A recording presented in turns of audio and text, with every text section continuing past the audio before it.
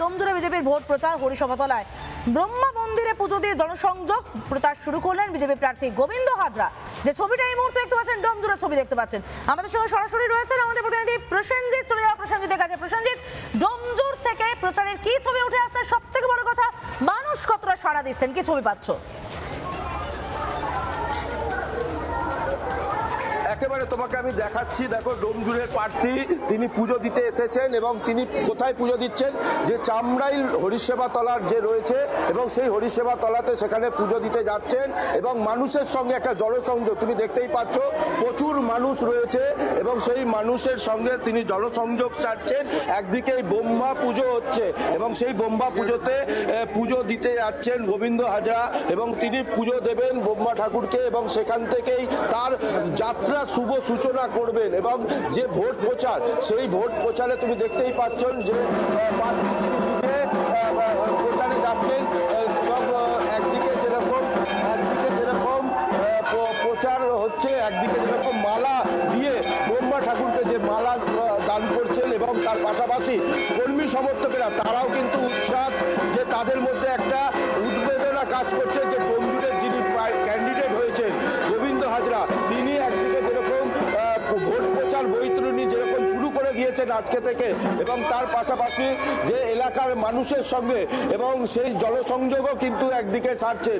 একদিকে যেরকম পুজো দিয়ে যেভাবে ঠাকুরের কাছে তিনি প্রার্থনা করছেন যে ডোমজুর বিধানসভা কেন্দ্রের মানুষের কাছে যাতে মানুষের সঙ্গে যাতে জনসংযোগ ঘটে এবং সেই জায়গাটাকে একেবারে চামড়াইল যে হরিসেবা, যে বারোয়ারির যে হরিসেবা তলা রয়েছে, সেই হরিসেবা তলাতে একদিকে পুজো দিচ্ছেন এবং অন্যদিকে দেখাচ্ছেন যে মানুষের একটা ভিড় রয়েছে এবং সেই মানুষের ভিড় আমি একটু দেখাতে বলবো আমার চিত্র সাংবাদিকরা। প্রচুর মানুষ রয়েছে, তুমি দেখতেই পাচ্ছ যে একদিকে যেরকম পুজো অর্চনা চলছে, একদিকে মানুষের সঙ্গে জনসংযোগ।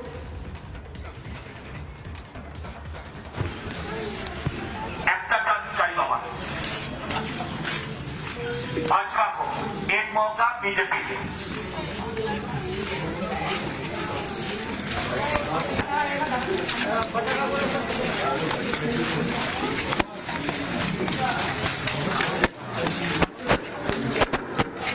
দেখতে পাচ্ছিলেন ভোট প্রচারে গোবিন্দ হাজরা হাওড়া থেকে। অন্যদিকে দেখুন বরানগরের ছবিটা, সজল ঘোষ প্রচারে রয়েছেন, রুমকিও রয়েছে আমাদের প্রতিনিধি সকাল থেকে সজল ঘোষের সঙ্গে। রুমকি, কতটা পথ পেরোলেন সজল ঘোষ?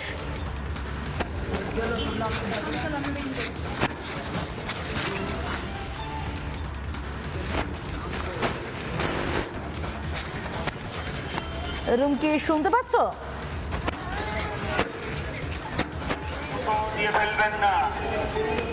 আমরা রুমকির সঙ্গে যোগাযোগ করার চেষ্টা করবো। তার আগে শুনতে পাচ্ছেন মাইক নিয়ে পাড়ায় পাড়ায় ঘুরে সজল ঘোষ বলছেন, একটি বার আমাদের সুযোগ দিয়ে দেখুন।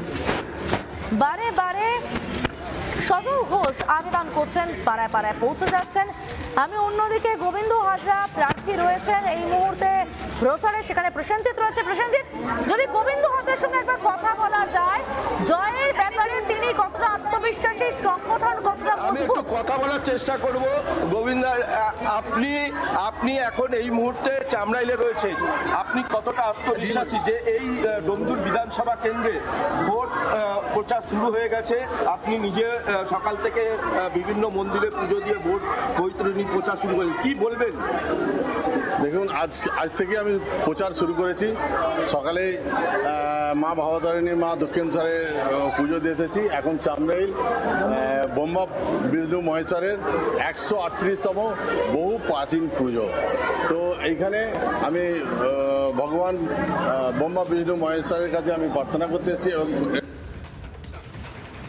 গোবিন্দ হাজরা প্রচার করছিলেন, আমরা শুনছিলাম যান্ত্রিক ত্রুটির কারণে বিচ্ছিন্ন হলো। আমরা রুমকির কাছে আরো একবার চলে যাওয়ার চেষ্টা করবো। রুমকি, সজল ঘোষ আজ সকাল থেকে প্রচার করে যাচ্ছেন, কতটা পথ পেরোলেন একদিনে? আপনাদের প্রত্যেকের কাছে আহ্বান জানাচ্ছি, আবেদন জানাচ্ছি, আপনারা বিভিন্ন সময় দেখো, আলমবাজারের বিভিন্ন অলি গলি তিনি ঘুরে বেড়াচ্ছেন। সকালবেলা 9:30টায় হনুমান মন্দিরে পুজো দিয়ে তিনি এই বাড়ি বাড়ি প্রচার শুরু করেছেন।